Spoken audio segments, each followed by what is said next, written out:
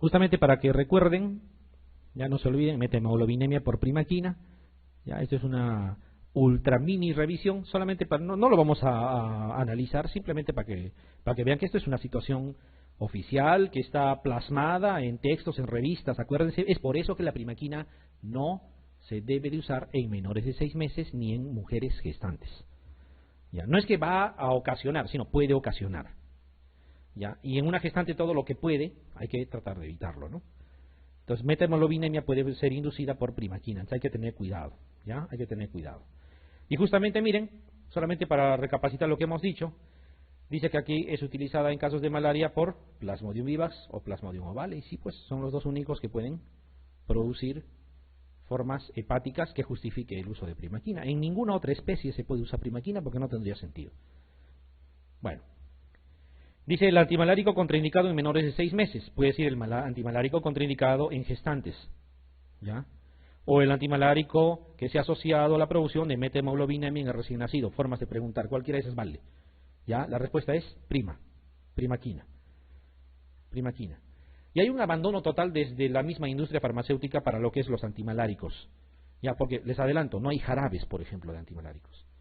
Hoy en día, a estas alturas de la vida, cuando tú tratas en una zona endémica, tienes que estar moliendo o partiendo, calculando el por miligramo por kilo de peso, lo del adulto, y eso das, ¿no? Hasta en los recién nacidos, tienes que estar moliendo e intentar darle. Ya, no hay jarabe. Hay estudios que se han hecho por vía rectal, por ejemplo, en malaria grave en niños. ¿Ya? Ustedes saben, la vía rectal evita el primer paso, tiene mejor biodisponibilidad, ¿no es cierto? Pero no hay preparados así propiamente. ¿Ya? Endovenoso sí tenemos, ya endovenoso sí. Ya, acuérdense de la primaquina, o sea, la primaquina tiene sus bondades, te destruye hipnozoitos a nivel hepático, cura la malaria crónica, útil en las formas latentes a nivel hepático, ¿ya? Pero cuidado con las gestantes, cuidado con los menores de 6 meses, porque si usas en gestantes vas a acabar con un niño probablemente con metemoglobinemia en el momento del nacimiento. Ya, a eso se ha asociado. Sí, no pasa por la leche materna, no hay problema. Por eso es que el tratamiento, miren, a grosso modo les digo, el tratamiento común y silvestre del adulto y del niño es 3 días de cloroquina, los 3 primeros días, ya, junto con primaquina obviamente, y la primaquina se extiende 4 días más, o sea, todo el tratamiento es 7. Durante los 7 días primaquina y los 3 primeros días nada más cloroquina. Entonces, cuando se trata de una gestante, como primaquina no le puedes dar, le das solo cloroquina los 3 días. ¿Ya? Pero no has erradicado el plasmodium. Es posible que del hígado todavía sigan saliendo, porque solamente has matado lo que está en sangre. Entonces, a la semana siguiente le das una tableta de cloroquina. A la semana siguiente otra tableta, y así esperas que sea puérpera. Cuando sea puérpera, le das el tratamiento completo de primaquina porque ya no va a haber problema. Por la lactancia materna no es el problema, es por la ingesta del antimalárico durante la gestación misma. Este cuadrito es interesante, ya aquí no se trata de analizarlo punto por punto, simplemente quiero que más o menos formemos un concepto. Cuando hablamos de resistencia a antimaláricos, por si acaso no es la misma resistencia bacteriana que hemos visto, es diferente los mecanismos, en antivirales también es diferente, ya, pero aquí no vamos a hablar de los mecanismos. El concepto es de que uses el antimalárico que uses y lo uses de forma correcta o no, tarde o temprano, va a hacerse resistente el plasmodium. Es solo cuestión de esperar. Tarde o temprano va a haber resistencia. Y este cuadrito más o menos lo muestra. Miren, la quinina, que todavía se introduce en 1632 para el uso en humanos, 1632, recién en 1910, es decir, 278 años después, casi 3 siglos después, se reporta los casos de resistencia a este fármaco. Cuando usan cloroquina, han esperado 12 años para que aparezcan los primeros reportes de resistencia a cloroquina. Ahora es muy común, obvio. En falciparum ya no se usa cloroquina. El proguanil pasa lo mismo, al año nada más de que se está usando ya hay resistencia. La sulfadoxina piremetamina, el mismo año que empiezan a usar ya se reporta resistencia y así, ¿no? La tobacuona, la mefloquina. Entonces, ¿qué significa? Que todos los antimaláricos que usemos, tarde o temprano, van a dejar de ser útiles. ¿Ya? Tarde o temprano. Por el mal uso, por el tratamiento parcial, por múltiples razones. Ya, pero no es una situación de una realidad nuestra, es a nivel mundial se ve eso. Ya, y cada vez más prontamente el plasmodium ha aprendido a ser resistente. Fíjense, antes ha esperado casi 3 siglos para lograr hacerse resistente. Hoy en día, prácticamente el mismo año que se empieza a usar un nuevo antimalárico, se reporta casos de resistencia. ¿Ya? Para eso era este cuadrito, no era para otra cosa. ¿Qué es lo que sucede en el Perú? Esto sí han preguntado. Ya, en el Perú se usaba cloroquina más primaquina para Vivax, ya, y también se utilizaba para Falciparum. Si no respondía a cloroquina primaquina, recién entraba a tallar sulfadoxina piremetamina, todavía no noten, sulfadoxina piremetamina más alguna otra combinación, y a veces usaban mefloquina, o sea, era un problema. Dependía un poco como en los antibióticos, ¿no? Unos dan vancomicina, otros dan oxa, otros solo bajan la fiebre porque saben que no es un cuadro bacteriano, etcétera, igualito, así era. Entonces, con la idea de uniformizar, se hicieron estudios de resistencia a los antimaláricos en el Perú, ¿ya? Entonces, ¿a qué cosa se llega como conclusión? Primero, que en Vivax no tenemos resistencia, ¿ya? En Vivax es cloroquina más primaquina, hasta el día de hoy, ¿ya? Que eso pueda cambiar mañana, pasado mañana, o no sé, es posible, ¿ya? De que hay casos severos de Vivax, también, y que amerita usar otros fármacos a veces, también. Pero casos así de resistencia ya de forma, podríamos decir, establecida, que obligue un cambio de terapia, no, todavía.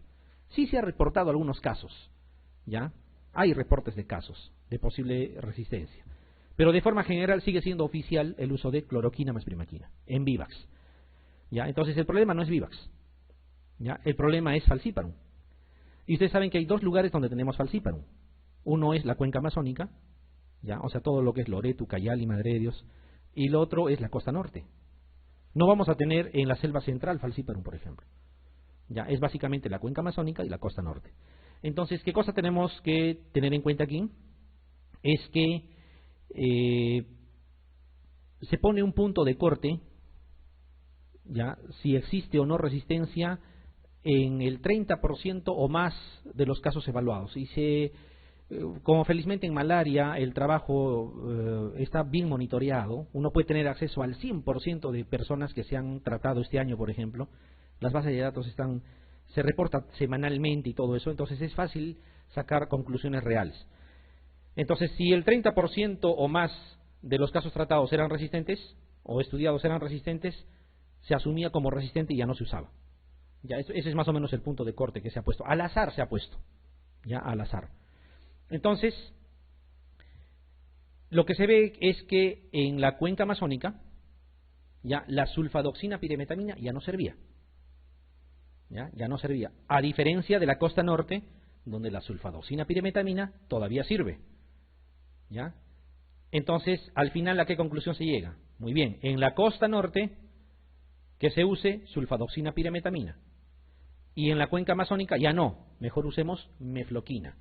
Es por eso que existe esa dualidad de tratamiento. ¿De dónde viene el paciente? Viene de Loreto, entonces mefloquina. ¿De dónde viene? Viene de la costa norte, por lo tanto, entonces sulfadoxina piremetamina. ¿Y se acuerdan qué cosa más se debe usar en Falciparum? Algo que necesariamente para que mate a los gametocitos y para que no haya más transmisión.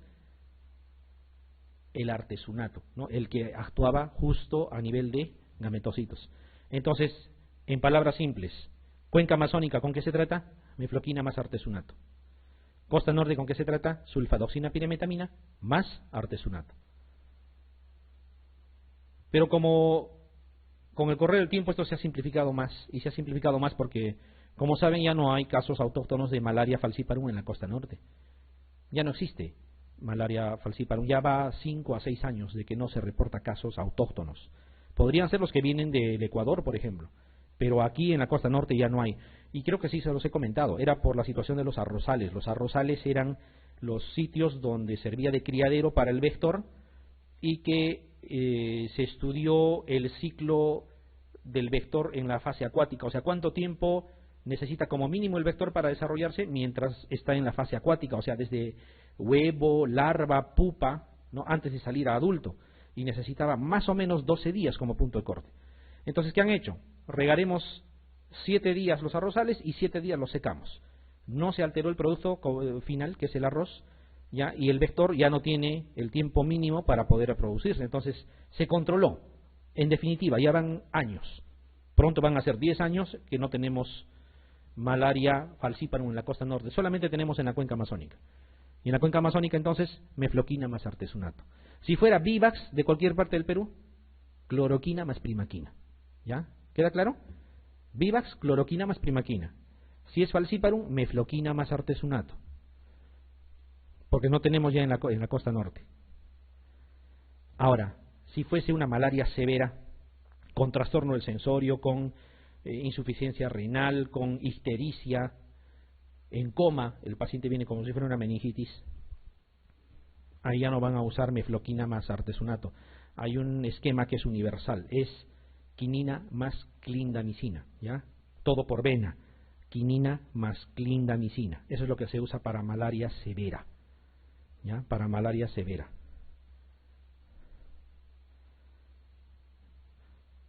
Muy bien. Entonces, como han usado un punto de corte de 30%, o sea, si en el 30% de los casos estudiados había resistencia, se asume que hay resistencia, ya no se usa.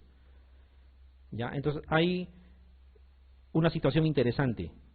Han empezado a monitorear, ustedes saben que con gota gruesa se hace el diagnóstico, ¿no es cierto? Se toma una gota de sangre capilar que está a los costados, eso se mira al microscopio, y cuando miran al microscopio, ya a las 24 horas de iniciado el tratamiento, a las 48 horas de iniciado el tratamiento, y así van monitoreando. Si a las 48 horas de iniciado el tratamiento no se ha disminuido la densidad parasitaria por debajo del 25%, se asume de que es resistente. Ya, este concepto ha sido pregunta de examen. No se olviden, a las 48 horas debe haber disminuido a menos del 25% de lo que era inicialmente esa gota gruesa. Si eso no ha sucedido, resistencia. Importante que eso se acuerde. Y aquí está la pregunta. La pregunta tal cual la preguntaron. Y que como está vigente podrían volver a preguntar. Y que a veces, aun cuando uno revisa las preguntas que ya pasaron, no le dan mucha importancia, de refilón lo miran. Pero la explicación es la que hemos comentado. Dice, la resistencia al tratamiento antimalárico se considera siempre y cuando la parasitemia permanece a los 5 días, el nivel de parasitemia no disminuye por debajo de 25% a las 48 horas, aparece ictericia, se agrega plaquetopenia, persiste la fiebre por más de 48 horas. La respuesta es, el nivel de parasitemia no desciende por debajo del 25% a las 48 horas. Ya, ese es el concepto de resistencia. ¿Ya? ¿Que hay bases moleculares para esa resistencia? Por supuesto que las hay, pero eso no es lo que nos interesa en este momento. ¿Ya? Ese es el concepto. Bien, esto también es importante que se acuerden. Aquí está justo lo que habíamos comentado, miren. Terciana, terciana, terciana, pero cuartana es malariae. ¿Por qué? Justo lo que habíamos dicho. Todo es 48 horas de descanso, por decirlo de una manera, y malariae tiene 72 horas de descanso, por lo tanto, te da la fiebre, te da el acceso con todo lo que conocen, descansas 3 días y en el cuarto día nuevamente, cada 4, cuartana. ¿Ya? De ahí viene el nombre cuartana. Esa es una de las cosas que tienen que acordarse. Otra cosa de las que tienen que acordarse es esto que está acá al final. ¿Ya? Esto que está acá al final. Pero ¿qué cosa de lo que está acá? Hay que acordarse, por ejemplo, esto. Glóbulos rojos maduros. ¿Ya? Glóbulos rojos maduros, malariae. ¿Ya? Malariae. O sea, tiene predilección por parasitar a los glóbulos rojos ya formados, maduros. Malariae. Mientras que si se dan cuenta, Vivax, por ejemplo, no hablemos de Ovale, no hablemos de Ovale que no lo tenemos en nuestro medio. Vivax prefiere cuando la serie roja todavía está en proceso de maduración, por eso coge reticulocitos, por ejemplo. ¿Ya? En una pregunta muy antigua, vamos a decirlo así, que ya no tiene sentido ni volverla a ver, ¿ya? Pero el concepto todavía queda. Justamente preguntaron eso. Vivax parasita glóbulos rojos jóvenes, se refiere a esto, ¿no? Entonces, Vivax tiende a parasitar reticulocitos, glóbulos rojos que están en proceso de maduración, etcétera. Pero a los glóbulos rojos ya maduros es malariae. Y falciparum, todos los glóbulos rojos, no tiene predilección. Ya, esa es la diferencia que tienen que hacer. ¿Ya? Esa es la diferencia que tienen que hacer. Entonces, Vivax, glóbulos rojos jóvenes, vamos a llamarle así, malariae, maduros, y Vivax a todos, o perdón, falciparum a todos. Este es el método diagnóstico más usual, lo que se sigue hasta el momento, sigue vigente. Tomar la gota gruesa, ¿ya? La gota gruesa, bueno, aquí lo han hecho en dos láminas, en realidad es en una sola. En un extremo se hace la gota gruesa. De una gota, valga la redundancia, se trata de extender con el vértice de un portaobjetos, como están viendo aquí. Este vértice podría ser, o sea, cogen en un portaobjetos la gota gruesa, la gota, y con el vértice de otro portaobjetos tratan de formar un cuadradito de 1 por 1. Más o menos, o sea, esto debería medir 1 por 1, ¿ya? En un extremo. Vuelven a tomar otra gota en el otro extremo y hacen el frotis. O sea, en una sola lámina debería estar la gota gruesa y el frotis. ¿Ya? La gota gruesa y el frotis. ¿Y por qué debería estar en una sola lámina? Porque en zonas endémicas se toman 200, 300 láminas por día. ¿Ya? Y si van a tener de un paciente en dos láminas diferentes, eso te va a ocasionar problemas. Tiene que estar en una misma lámina. La norma lo dice así. ¿Ya? La norma lo dice así. ¿Qué más? Hay felizmente métodos, así como existen los test de embarazo, pruebas rápidas, para el VIH pruebas rápidas, igualito aquí hay pruebas rápidas. ¿Ya? Y las pruebas rápidas, como cualquier otra prueba rápida, ya acuérdense cuando han hecho prueba rápida de una gestación, por ejemplo, ya ustedes lo que hacen, este es el aparatito, ya no es otra cosa que un dispositivo, aquí está con su envoltura, ¿no? Es un dispositivo donde esta tira reactiva se introduce, ahí tiene un pocillo en un extremo, como un depósito pequeño, ahí se coloca la gota, y también del reactivo, ya, una gotita de reactivo. Y hay que esperar nada más, se espera más o menos 5 minutos, y si formó solo una banda en esa tira reactiva, como en este caso, decimos que la prueba es negativa. ¿Ya? Esta banda siempre se tiene que formar. Si no se forma nada, significa que la tira reactiva está vencida o que no sirve. Y ahí hay que usar otro tipo de tira. Bueno, pero si forma una sola banda, que le llamamos nosotros la banda control, esta es una prueba negativa. Fíjense que en toditos va a formar una banda. Cuando aparte de esa prueba, de esa banda control, forma una más, y solo una es Vivax. Y cuando forma dos es falciparum. Así es que es sencillísimo de realizarla. ¿Ya? Muy, muy fácil de realizarla. Entonces, una banda, Vivax, dos bandas, falciparum. Este es el control. ¿Se entiende eso? Ya, estas son las pruebas rápidas. ¿Para qué sirve la prueba rápida? Como entenderán, hay veces de que se tiene que trabajar en comunidades un poco aisladas, donde tener un microscopio electrónico es un poco más que imposible, porque ni siquiera la electricidad llega. Entonces, más práctico, más fácil y más rápido es tener las pruebas rápidas. Ya, y hay zonas donde se ha implementado con mucho éxito las pruebas rápidas. Ya, en otras hay que trabajar con el microscopio, obvio. Bueno, y en los hospitales se trabaja con el microscopio.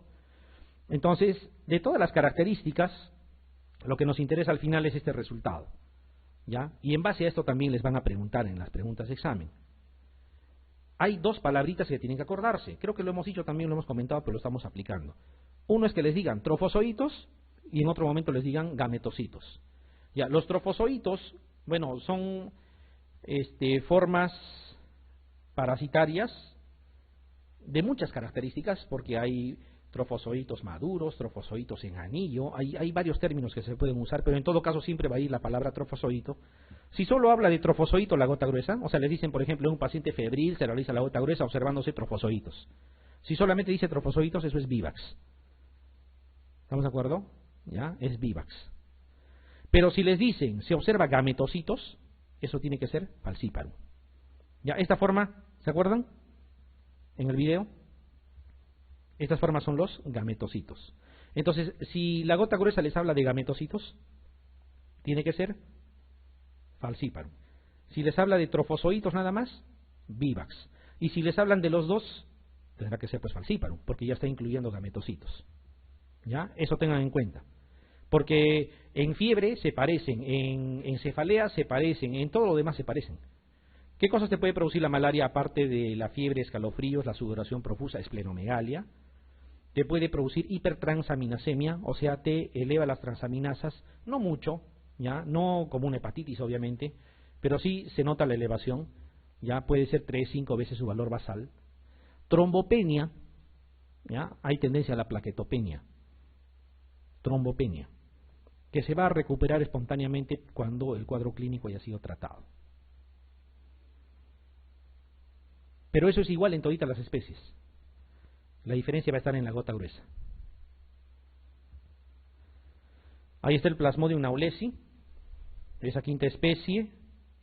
Ya el año 2007 se oficializa como una especie más, para que complete a la quinta, porque eran 4 las que se trabajaban. ¿Y por qué se caracteriza? Y eso es lo que tienen que acordarse. Se caracteriza porque este Plasmodium naulesi en la gota gruesa se ve como si fuera malariae. ¿Ya? Así sea un experto el que lo mire, lo que va a diagnosticar es Plasmodium malariae. Sin embargo, por definición el malariae debe ser benigno. El malariae no te debería causar problemas, es más, se trata solo con cloroquina. ¿Ya? Lo que sucede es que diagnosticas malariae, tratas correctamente malariae y el paciente desmejora, el paciente evoluciona mal, el paciente incluso fallece. O sea, es un comportamiento inusual al malariae. Y tal es así que al principio se catalogaron como casos severos de Plasmodium malariae. Entonces, como en otros lugares se guardan las muestras séricas en bancos, ya a alguien se le ocurrió juntar a todos esos casos severos de malariae y hacerles reacción en cadena en polimerasa y se detecta de que no es malariae, por mucho que en la gota gruesa se vea idéntico. Se trataba de una nueva especie. ¿Ya? Entonces, en la gota gruesa se confunde con malariae y se comporta como falciparum, evoluciona como falciparum. Ese es el naulesi. ¿Ya? Esa es la característica principal del naulesi. Quinta especie, no es una especie diseminada en todo el planeta. Ya son escasos todavía los casos que se reportan, pero es importante tenerlo en cuenta. A ver, veamos esto de acá. Varón de 32 años, que retorna de Pucallpa. Esa es otra cosa que por favor no quiero que jamás se olviden. Fiebre de una zona tropical es malaria, salvo que te diga otra cosa la pregunta. En preguntas de examen, aquí, en el MIR si quieren o donde quieran, que te diga que viene de una zona tropical un viajero, la respuesta es malaria. ¿Ya? Salvo que les digan, se hizo reacción en cadena de polimerasa y salió dengue, pues. Es diferente. ¿Ya? Pero si les ponen como incógnito, eso es malaria. A ver, acá dice varón de 32 años que retorna de Pucallpa. Pucallpa está en la cuenca amazónica, puede haber malaria, ¿ya? Luego de 2 meses de permanencia. Durante su estancia realizó profilaxis antipalúdica con cloroquina. Ya vamos a hablar en su momento de la profilaxis contra la malaria. Uno puede tomar cloroquina para protegerse de vivax y hay que tomar mefloquina para protegerse de falciparum. Y en la cuenca amazónica, como es el caso de Pucallpa, también existe falciparum. O sea, este señor se ha protegido ¿de qué? Del vivax. ¿Ya? Es más, quien le indicó esa profilaxis no estaba bien. Cuando la persona va a una zona donde hay falciparum y vivax, tú tienes que darle mefloquina para que se proteja de ambos. Si va a la selva central, por ejemplo, digamos a Chanchamayo, donde sabes que no existe, no está en la cuenca amazónica ni en la costa norte, por lo tanto falciparum no hay, pero sí hay vivax, ¿ya? Tú le dices cloroquina es lo que vas a tomar y va a ser suficiente. Pero aquí estaba mal indicado, le han dado cloroquina en una zona donde también existe falciparum. Bueno, dice a las 2 semanas de su regreso comienza con fiebre alta, escalofríos, cefalea intensa y vómitos. Basta que les diga fiebre y escalofríos, alguien que viene de la selva, eso tiene que ser malaria, salvo que totalmente lo niegue la pregunta en algún momento. Dice en la analítica destaca hemoglobina en 10, hay una tendencia a la disminución de los valores de hemoglobina, discreto aumento de transaminasas, también es muy común. En el frotice y gota gruesa de sangre periférica se observa 0,5 de hematíes parasitados con trofozoitos, ya bien claro, ¿no? Con eso ya la cosa está mucho más clara. Formas en anillo, dice, y gametocitos, forma semilunar con núcleo único. Si dice gametocitos, ¿qué es? Falciparum, ¿no es cierto? Si nosotros omitimos esa palabra, el cuadro clínico puede corresponder, está bien a malaria, pero uno no te va a orientar a nada, ¿ya? ¿Y sería justificado de que tenga falciparum a pesar que tomó cloroquina? Claro que sí, porque la cloroquina le protege de vivax, pero no le protege de falciparum. Muy bien, dice el agente causal de la enfermedad es, ¿cuál sería? Falciparum, ¿no? Estamos de acuerdo.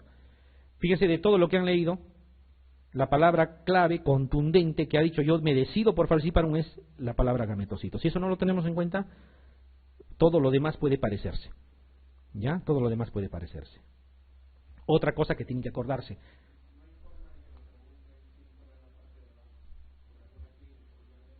Sí, justamente eso iba a decirles. O sea, sí es posible que omitiendo la palabra gametocitos les pongan como respuesta falciparum. ¿Cuándo? Cuando les hablen de signos severos. Por ejemplo, que les digan tiene trastorno del sensorio, que les digan se ha tornado histérico, ha hecho falla renal. ¿Ya? Claro que en vivas también puede haber casos de malaria severa, pero malaria severa por definición es de falciparum. ¿Ya? Sí podría ser.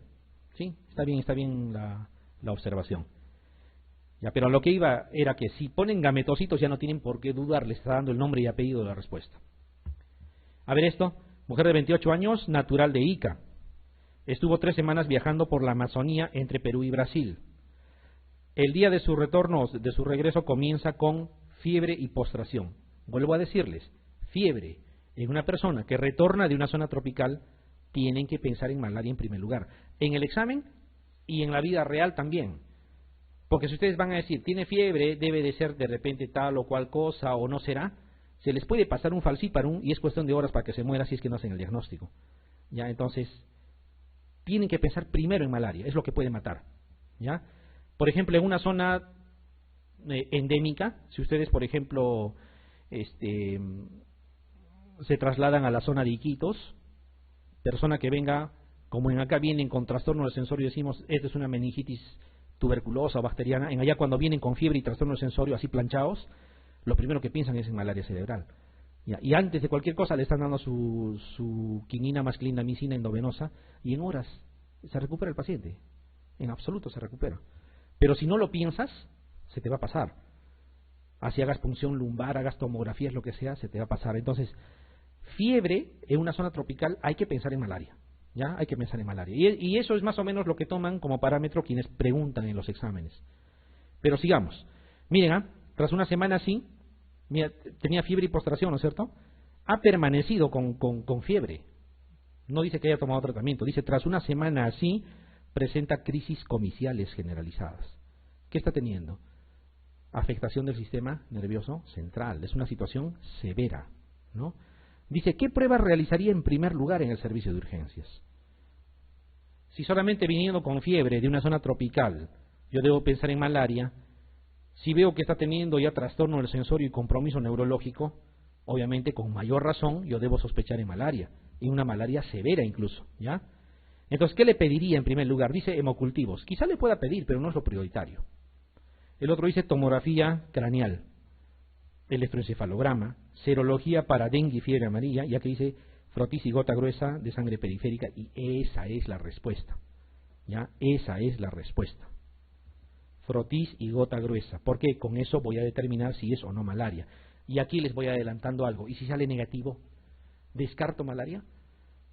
Primero acuérdense que el frotis y gota gruesa se diagnostica visualmente. Depende de la experticia de quien lo lee. Y al menos acá en nuestro medio, tengo que decirlo contundente, expertos no hay porque no tenemos malaria. ¿Ya? El laboratorio del Instituto Nacional de Salud, que pasa control de calidad a todas las gotas gruesas del Perú, bueno, ahí sí tienen expertos, pero si es en un hospital o en una clínica, por muy de renombre que sea, por muy buen profesional o técnico que sea quien lo ha lecturado, como no es casuística de nuestra zona, es fácil que lo diagnostique como negativo. ¿Ya? Entonces, eso hay que valorar. ¿Ya? Eso hay que valorar. Y segundo, aún para un experto puede salir negativo, porque se ve como negativo. Me voy a adelantar al concepto para que sea más fácil cuando lleguemos. Cuando se trata de malaria falciparum, existen dos fenómenos, que al final es más o menos lo mismo, con diferente nombre. El fenómeno de secuestro o fenómeno de adherencia, así se llama. ¿Qué es lo que sucede? Que esos hematíes parasitados se adhieren al endotelio, ¿ya? Se adhieren. O si quieren, el endotelio secuestra esos hematíes parasitados. Se pegan al endotelio. Por lo tanto, en sangre periférica no encuentro nada, a pesar de que hay un montón de hematíes parasitados. ¿Ya? Y si esa adherencia al endotelio es en el endotelio de, digamos, del encéfalo, ¿se va a producir qué? Malaria cerebral. Y como están adosados en el endotelio, en la gota gruesa no se ve nada. Entonces, cuanto más severo es el cuadro de posible malaria, es más probable también que su gota gruesa salga negativa. ¿Ya? Por eso está indicado trastorno del sensorio o signos de severidad en un paciente con fiebre en una zona tropical, iníciale el tratamiento antimalárico de forma empírica. ¿Ya? Y así es como se trabaja. Bueno, sigamos.